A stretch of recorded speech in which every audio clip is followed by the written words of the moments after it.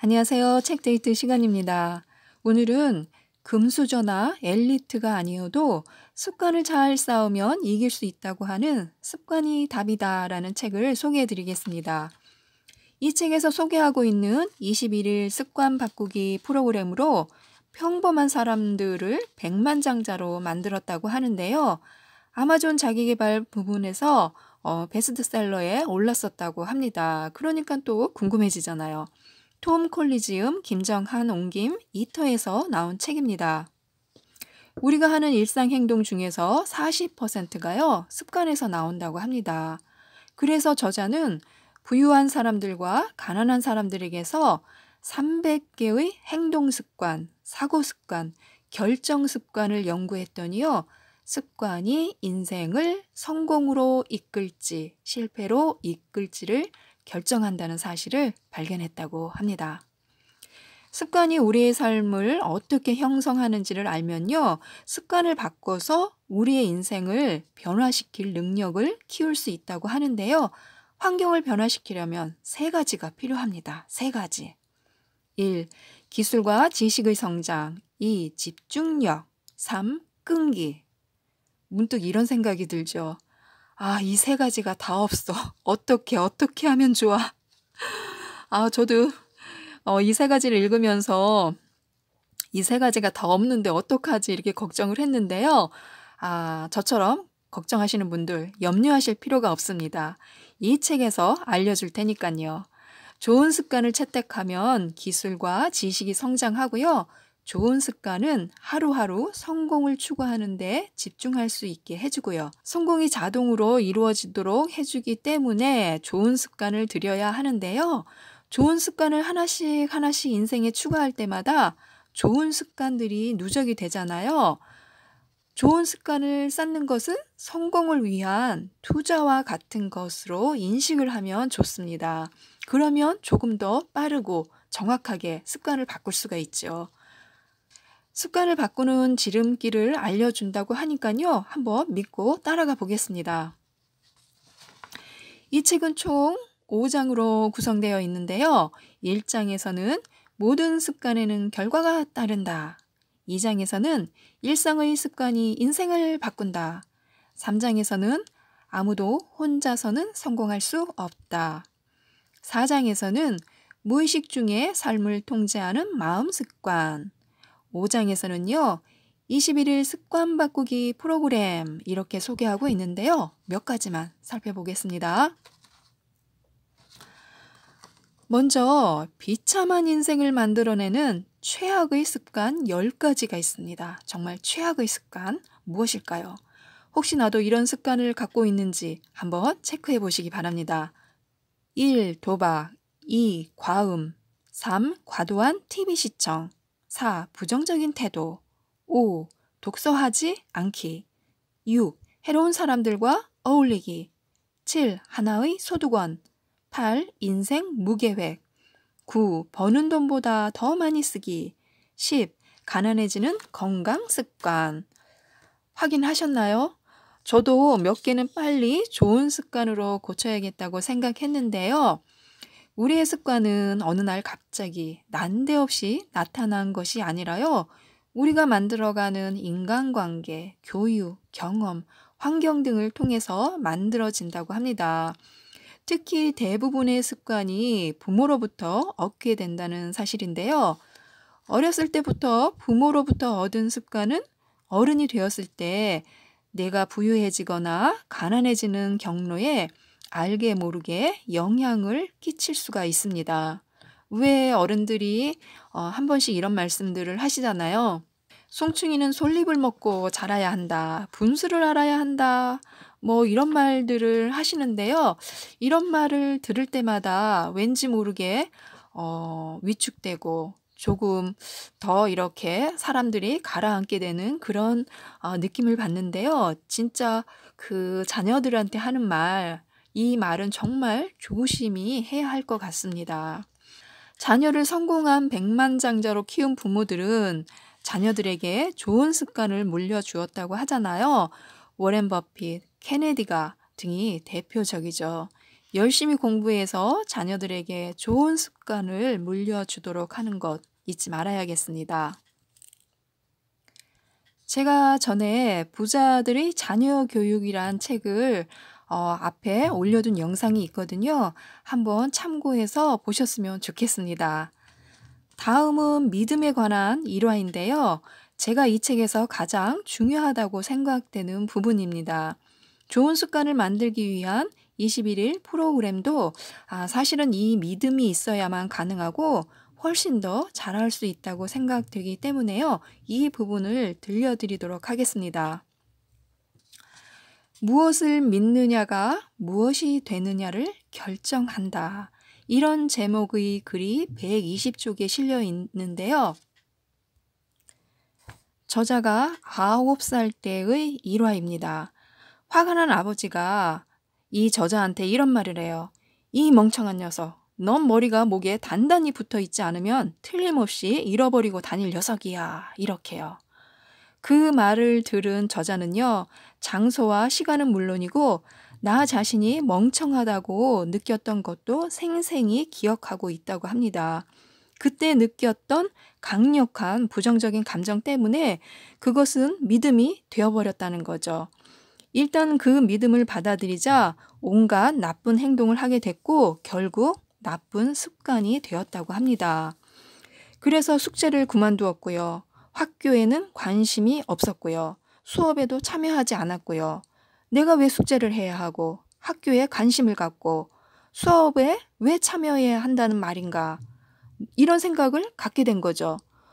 너무 멍청해서 A를 받을 수도 없는데 왜 학교를 가고 숙제를 하고 학교에 관심을 갖느냐, 수업에 참여해야 하느냐 이런 생각을 갖게 된 거예요. 아버지의 그 말씀 때문에. 스스로를 제한하는 믿음 때문에 학교를 싫어하게 되었고요. 학교를 떠올리면 내가 멍청하다는 믿음만 연상하게 되었다고 합니다. 이 믿음을 받아들인 결과 수년간 학습에 지장을 주는 습관을 받아들이게 되었고요. 그런데요, 이 믿음에 변화를 주는 그런 사건이 일어납니다.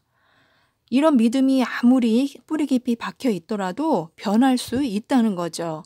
이런 믿음을 끝까지 고수할 필요가 없다는 그런 사실을 깨닫는 그런 일화가 중학교 2학년 때에 일어납니다. 과학교사 서머스 선생님을 만나고 나선데요.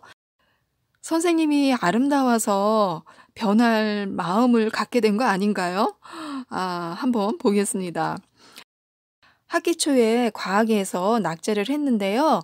낙제 후 또 한 번 시험을 치르게 되었을 때 서머스 선생님이 방과 후에 남아라 이렇게 말씀을 하셨대요. 방과 후에 남는 것이 일상이 되어버렸기 때문에요.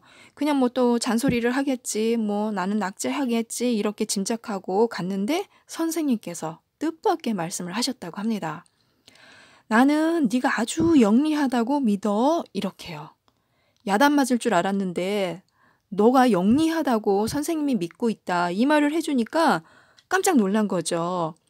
그런데 이 말을 본인은 믿지 않았던 거예요. 나는 멍청하고 아버지가 하신 말씀이 있잖아요. 멍청하다고. 그 말을 믿지 않았던 거죠. 본인은.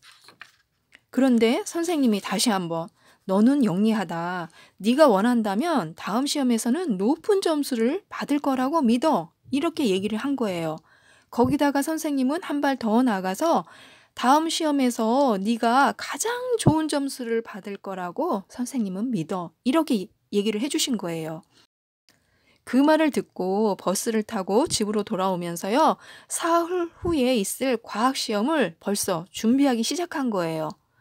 벌써 선생님 말씀을 들었으니까 그 믿음이 은근히 자극을 한 거죠. 그 믿음에 반응을 한 거예요. 정말 사흘 밤을 꼬박 새워서 공부를 했는데요. 그렇게 열심히 공부한 적이 없다고 합니다. 그 사흘이 지금도 이렇게 생생하게 느껴지는데요.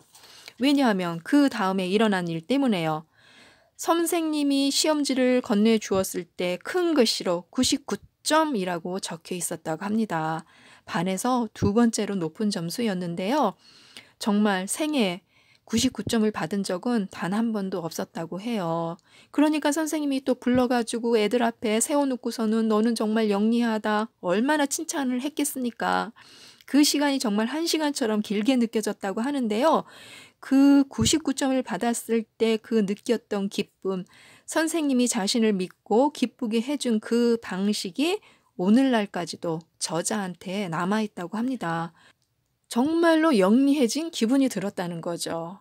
부정적인 믿음을 선생님이 없애주고 정말 시험을 잘 본 후에는 그런 강력한 믿음, 그런 강력한 감정이 생겼기 때문에 이것은 없어지지 않고 지금까지도 자신한테 생생하게 살아있다는 거예요. 사흘 만에 그게 가능했다는 거죠. 자신을 멍청하다고 이렇게 생각하고 있었는데 그 이후부터는 이제 중학교, 고등학교까지, 대학교까지 B뿔을 유지할 수 있었고요. 공인회계사 시험에도 합격했고 또 세금 관련 석사 학위도 땄고요. 10시간짜리 시험인 국제공인재무설계사 시험에도요. 단번에 통과했다고 합니다. 내가 영리하다는 새로운 믿음은 자신의 인생을, 평생의 학습 습관을 바꿔놓은 거죠. 그래서 믿음은 부유함을 만들어낼 수도 있고 가난함도 만들어낼 수 있다고 합니다. 스스로 영리하다고 믿으면 그 믿음이 옳은 거고요.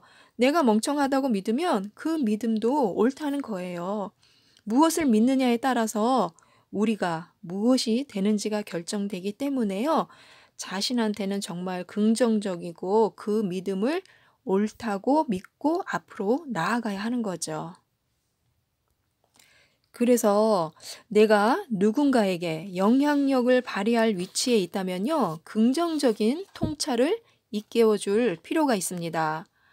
내가 부모고, 내가 선생님이고, 내가 직장에서 어떤 높은 위치에 있다면은 조금 이렇게 봤을 때 조금 모자라는 부분이 있는 것 같아도 오히려 더 칭찬해주고 그 사람이 능력을 밖으로 이끌어내고 노력할 수 있도록 정말 많은 칭찬을 해주고 긍정적으로 이끌어줄 필요가 있습니다. 한 사람이 다른 사람의 인생 전체를 바꿀 수 있는 거죠. 믿음만 바꿔주면 되는 것입니다. 나쁜 습관을 영원히 없애줄 수도 있고요. 믿음은 습관을 형성하는 데 중요한 역할을 하는데요. 긍정적인 믿음, 희망을 주는 믿음으로 대체해야 합니다. 정말 중요하지 않나요? 믿음, 긍정적인 믿음. 자녀분들한테도 칭찬 많이 해주시고 또 회사에서도 부하 직원들한테도 칭찬 많이 해주시기 바랍니다. 다음은 중요한 21일 습관 바꾸기 프로그램을 알려드리도록 하겠습니다. 생각보다 아주 간단합니다. 습관을 아침, 점심, 저녁으로 나눠서 고치는 거예요. 무조건 내 나쁜 습관을 전체적으로 고치는 것이 아니라 잘게 쪼개는 거죠. 아침, 점심, 저녁에 내가 갖고 있는 습관이 무엇인지를 체크를 하고 아침 습관부터 고치고 그 다음에 점심 습관 고치고 그 다음에 저녁 습관을 고치는 겁니다. 21일 동안 7일은 아침 습관을 바꾸기 위해서 노력하고 다음에 또 7일은 점심 습관을 바꾸기 위해서 노력하고 마지막 7일은 저녁 습관을 바꾸기 위해서 차례대로 훈련을 하면서 노력만 하면 되는 거죠. 그러기 위해서는 먼저 자신의 습관부터 점검해야 하는데요. 우선 아침, 점심, 저녁에 내가 무엇을 하는지, 내가 어떤 행동을 하는지, 어떤 생각과 어떤 태도를 갖는지 자신이 하는 일들을 적어보는 거예요. 쭉 적은 다음에는 나쁜 습관에는 마이너스 표시, 좋은 습관에는 플러스 표시를 하는 거예요. 그러면 내가 가진 나쁜 습관이 몇 개인지 또 좋은 습관이 몇 개인지 눈에 확 들어오잖아요. 고쳐야 할 습관들을 인식할 수가 있는 거죠. 바로 그것을 아침, 점심, 저녁에 고쳐야 할 습관으로 나누고 우선 제일 먼저 아침 습관부터 일주일 동안 고쳐 나가는 것입니다. 이것을 저자는 부자 습관 체크리스트라고 부르는데요. 1주차에는 7일 동안 만들고 싶은 아침 습관을 쓰고 월요일부터 일요일까지 실행했는지 안 했는지 옆에다 체크를 하시면 됩니다. 그렇게 일주일이 지나고 다음 2주차에는 점심 습관, 또 3주차에는 저녁 습관을 이렇게 똑같이 만들어서 실행하면 되는데요. 간단하고 눈에 보이니까 좋은 습관을 만드는데 굉장히 효과적일 것 같다는 생각이 들었습니다. 이 부자 습관 체크리스트는요, 나뿐만이 아니라 온 가족이 함께 해도 좋을 것 같았는데요. 다 잘 보이게 냉장고에 붙여놓고 지키지 못한 사람이 설거지하기, 방 청소하기, 쓰레기 분리수거하기, 게임 금지 이런 벌칙을 정해놓고 실행하는 것도 재미있을 것 같습니다. 부자들에게는 6가지 공통점이 있다고 해요. 열정, 끈기, 집중, 인내, 직업윤리, 배우려는 욕망. 이렇게 6가지 공통점이 있다고 하는데요. 이런 좋은 습관을 만들기 위해서 부자 습관 21일 프로그램에 도전해 보시기 바랍니다.